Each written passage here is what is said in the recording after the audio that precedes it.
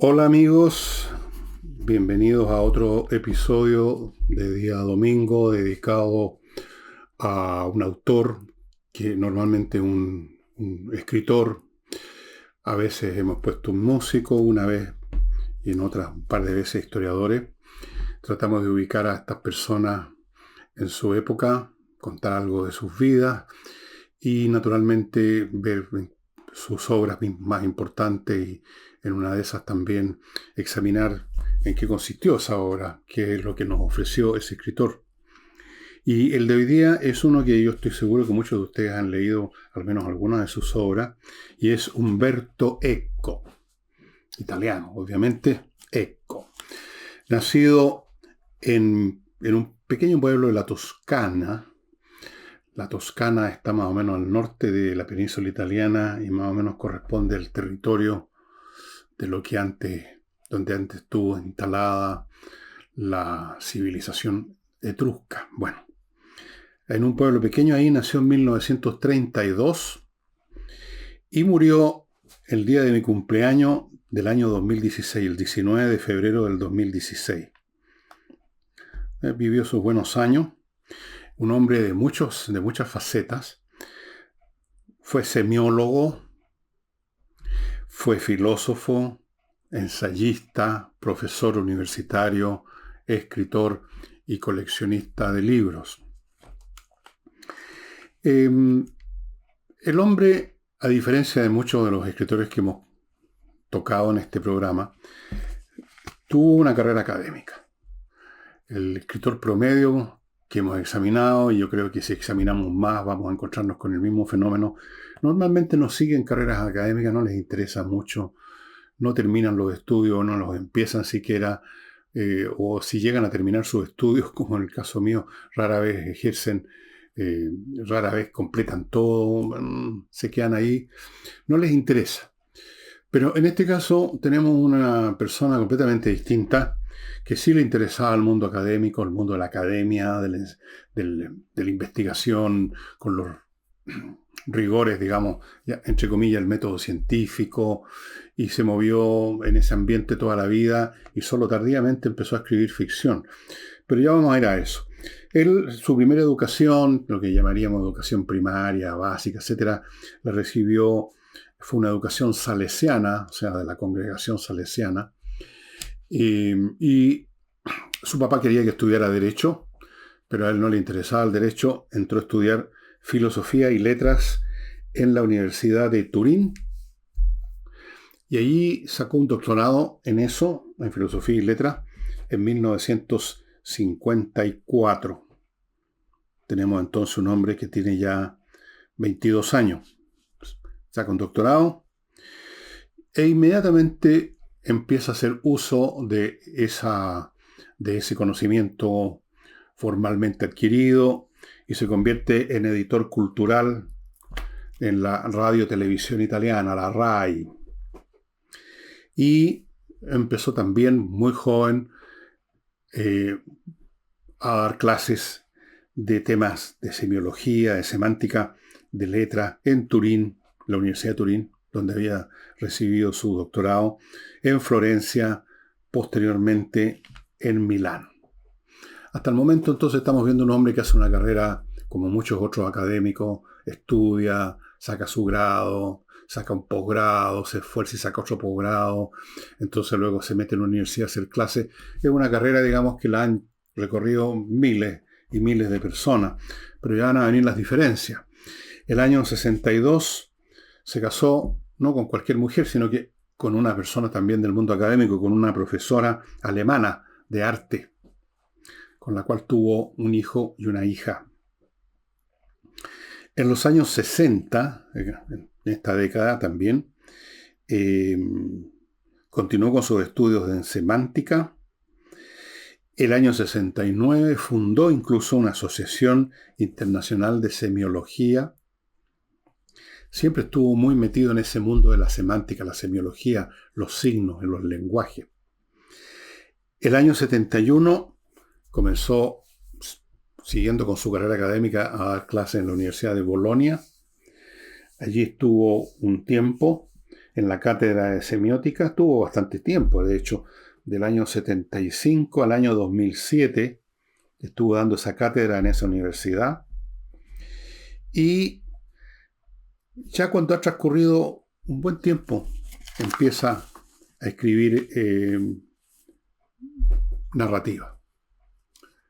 O sea, era un hombre que no sabemos por qué, en qué momento, no conocemos los detalles de sus experiencias personales, le tincó a escribir ficción, que es un mundo aparte de la cátedra. Escribió unos cuentos para niños, empezó a probar la mano por ahí, y finalmente, inicia su carrera literaria probablemente tal, con gran recepción, con una consagración, con una novela que probablemente muchos de ustedes han leído, o si no han visto la película, porque hubo una película, El nombre de la rosa. ¿Se acuerdan?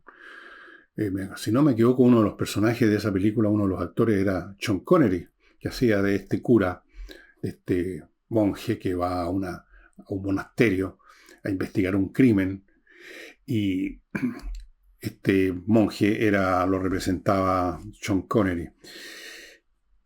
Otra novela que les voy a mostrar aquí, la versión que tengo yo, la tengo en inglés, pero da lo mismo, él la escribió en italiano, es esta, El péndulo de Foucault.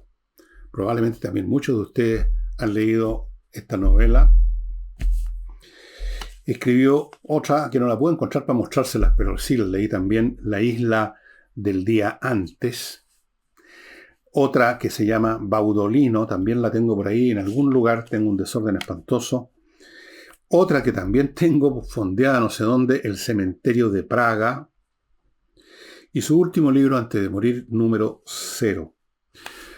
Ahora, en lo personal, la primera cosa que leí de Umberto Eco era cuando yo no tenía idea quién era Umberto Eco. Y no fue una novela, fue uno de esos trabajos más bien académicos. Esto lo debo haber leído cuando estaba en el penúltimo o en el último año en el colegio.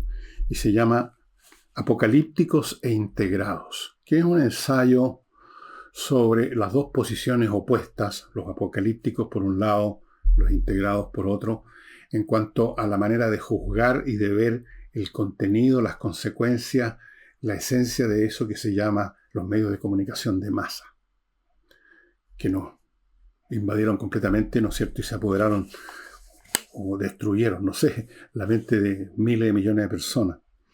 Entonces, si no me acuerdo mal del argumento de Umberto Eco, él tenía una posición bastante más equidistante entre estos extremos, veía las cosas positivas que podían salir de esta cultura de masas, de estos medios de masa, y en general, con ese ensayo, uno podría decir, se ve cómo funcionaba la mente de Umberto Eco, que era un hombre absolutamente ajeno a los extremos. El único extremo si es que eso es un extremo, es que él era ateo, de frentón, pero como buen ateo culto, le interesaba mucho el tema de las religiones. Para un ateo siempre, yo soy ateo, o sea, no creo en un Dios personal, quiero decir, con eso quiero especificar.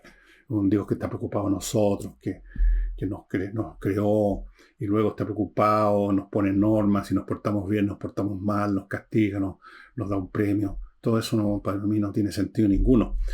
Y sin embargo me ha interesado siempre el tema de las religiones, porque precisamente como para mí no tiene sentido, me llama la atención que tenga sentido para otros.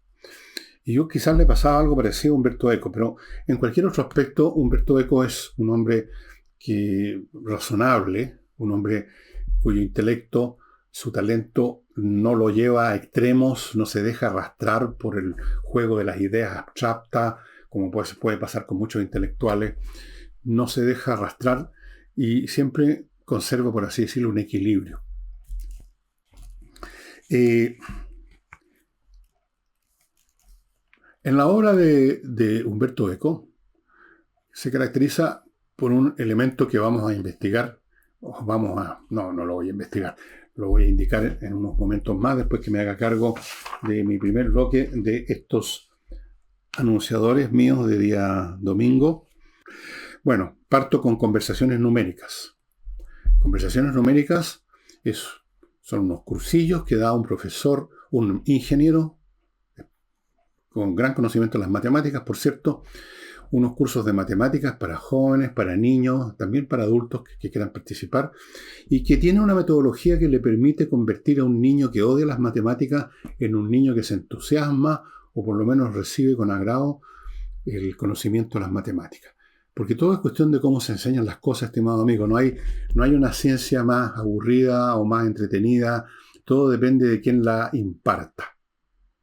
Y si usted enfoca las matemáticas como lo hace este señor, que ustedes pueden contactar a ese teléfono que aparece a mi derecha, entonces pueden hacerse parte de estos cursitos, pueden meter a sus hijos que tienen problemas con las matemáticas, que tienen malas notas, y ese niño va a cambiar completamente. Los cursos han sido súper exitosos, por eso es que de pronto hemos dejado de publicitar sus cursos porque se llenan y él los da, y en ese momento no necesita que uno hable de sus cursos. Ahora terminaron varios de estos cursos y está abriendo estos otros, así que ya sabe, póngase en contacto a ese número que está a mi derecha.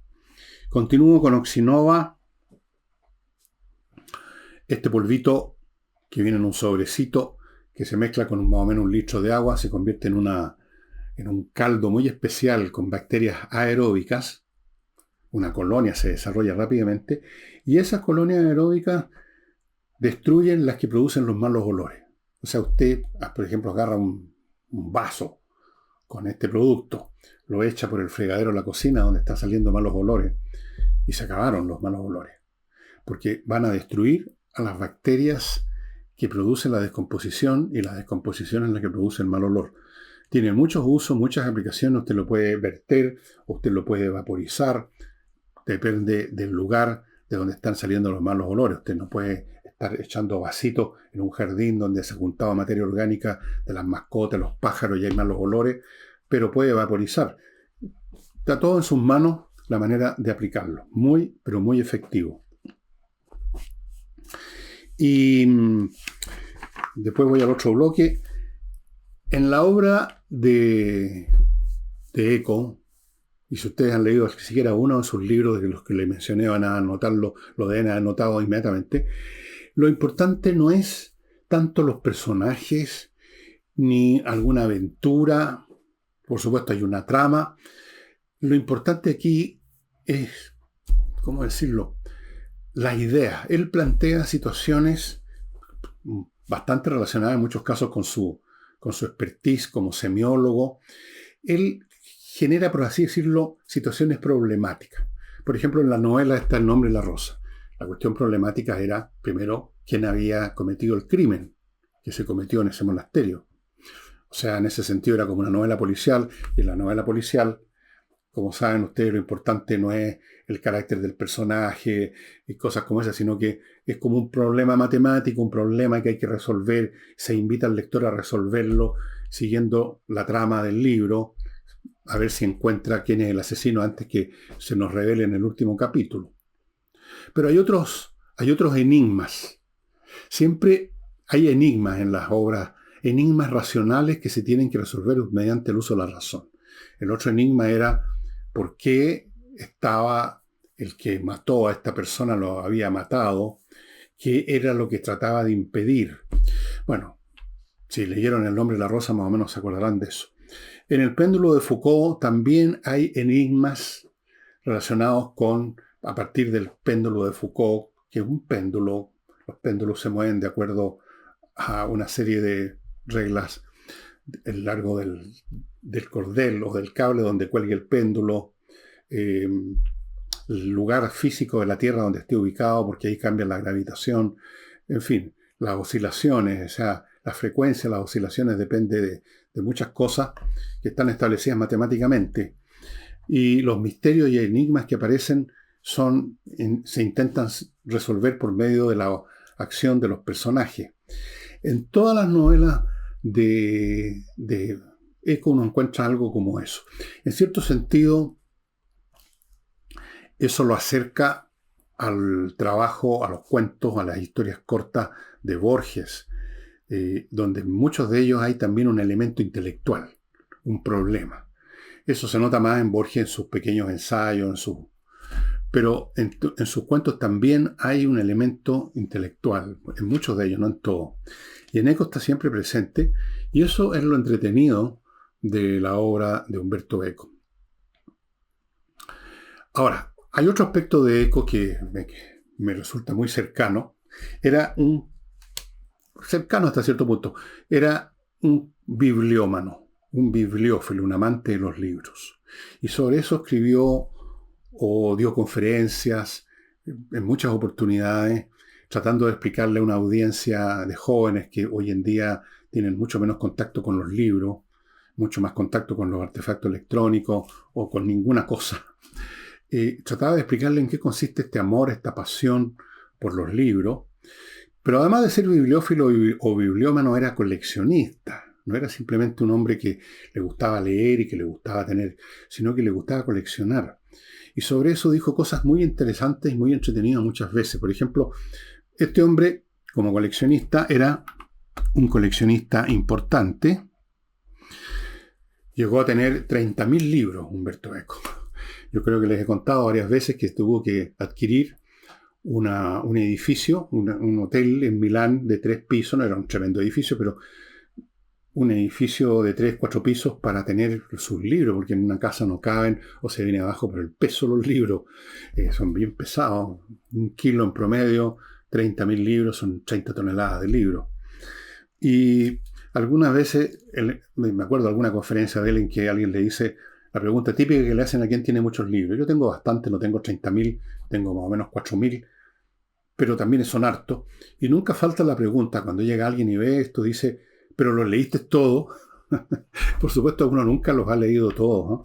Yo en uno de los libros míos, precisamente La Torre de Papel, en uno de los capítulos explico por qué uno nunca ha leído todos los libros, que siempre uno está adquiriendo, recibiendo más libros de los que alcanza a leer, y se van acumulando, y hay un porcentaje que yo ponía ahí, mínimo un 10 a 20% de los libros que uno tiene, no los ha leído. Y Eco decía lo mismo, no sé si dio ese porcentaje, pero tenía toda una defensa de eso. No era para él un pecado el tener en un estante un libro que no había leído.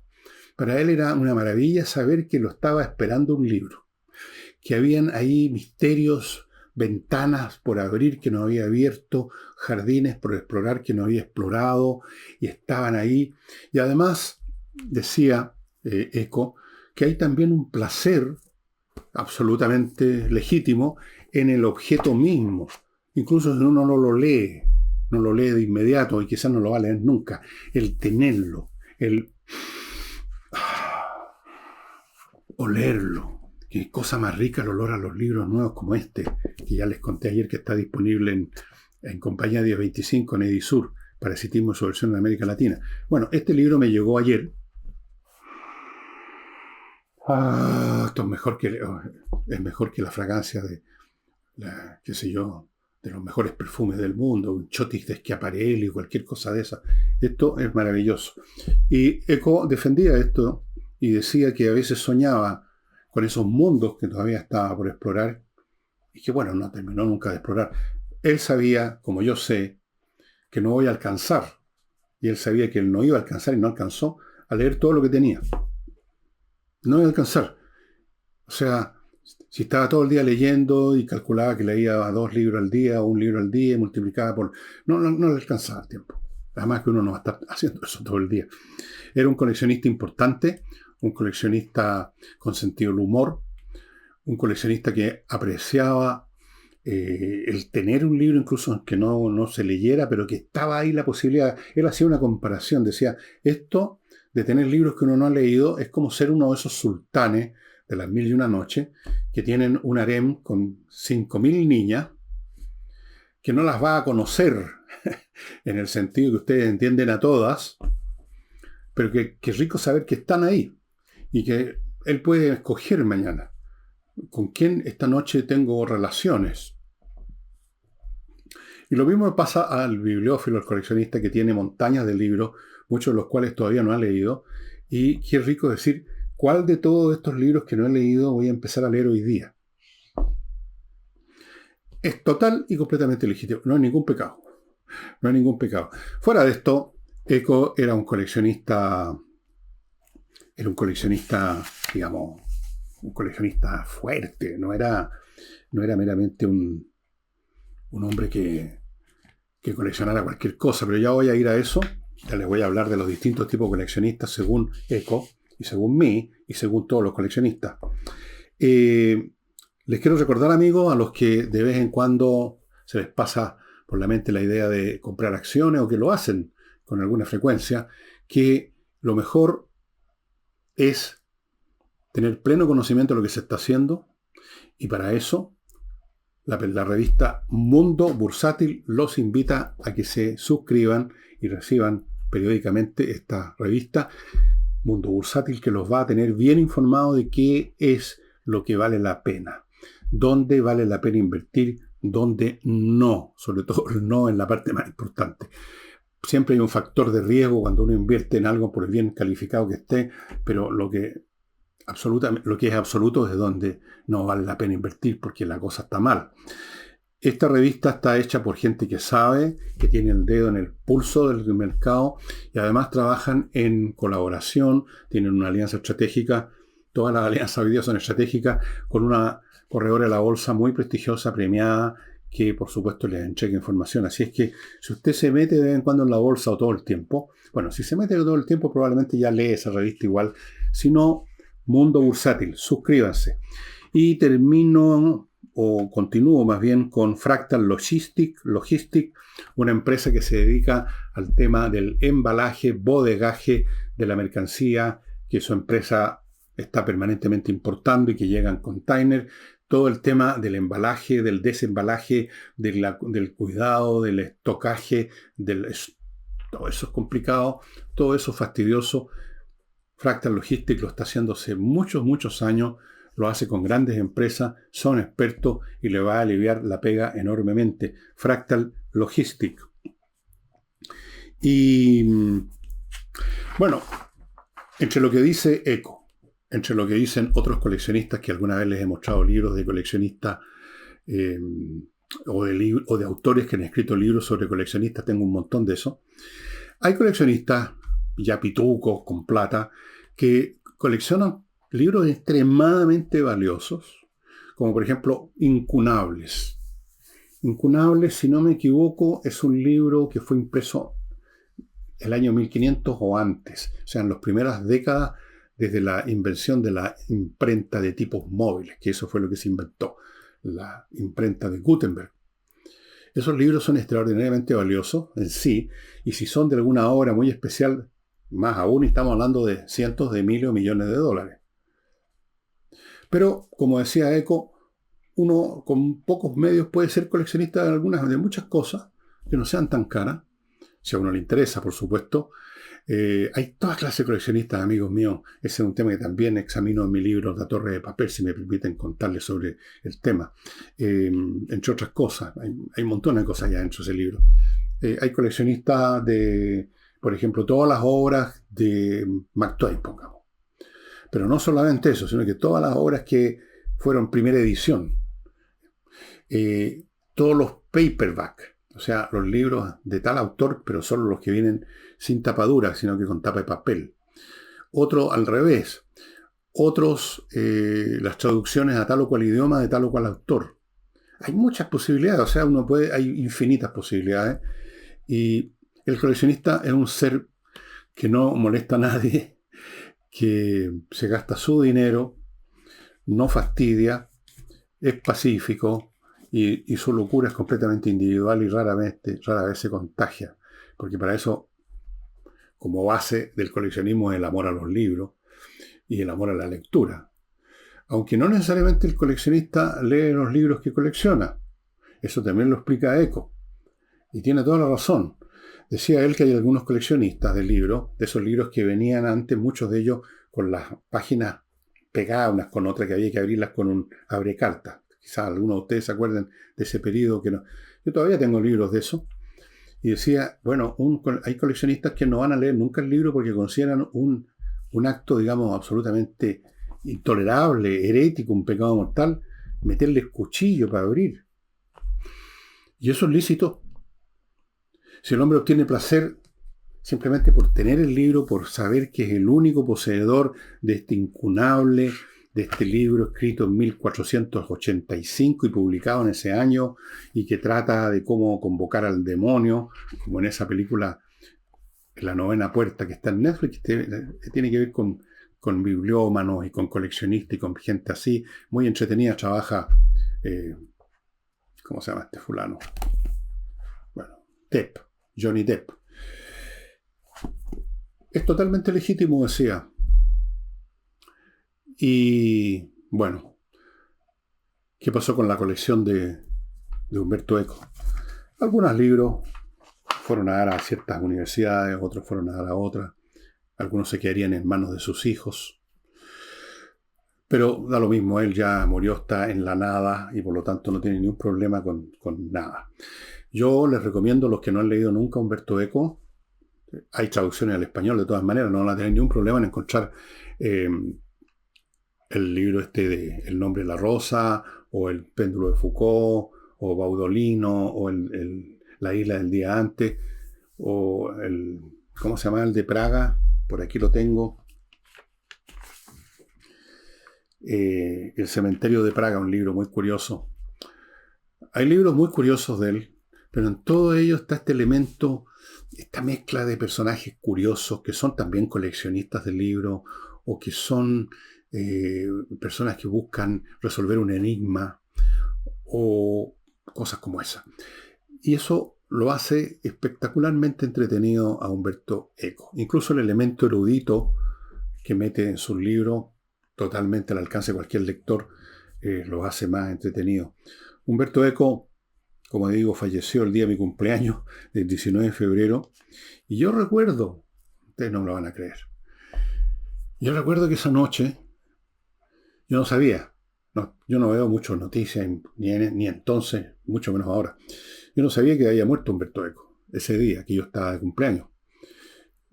Pero sí me acuerdo de ese día, porque al día siguiente me acordé de un sueño y me enteré de la noticia, y en ese sueño, en la noche del 19 de febrero, ya digamos entrando al 20 de febrero, soñé con Humberto Eco, que conversábamos. No me acuerdo de qué. De los sueños uno recuerda muy poco, ¿verdad? A veces se recuerda todo, a veces se recuerda un poco y a veces no se recuerda nada, ni siquiera uno sabe si soñó o no. Fue una cosa muy curiosa. Algún diría que fue un mensaje ultratumba, no creo. Quizás sin darme cuenta me enteré que había muerto Humberto Eco, lo hacía al pasar sin tener conciencia, no lo sé. Pero da lo mismo, un autor muy entretenido en su narrativa, y por supuesto los amigos de la semántica, la semiología y todas esas ciencias tan abstrusas, tiene una cantidad enorme de ensayos y de trabajo publicado que ustedes pueden encontrar evidentemente en la red.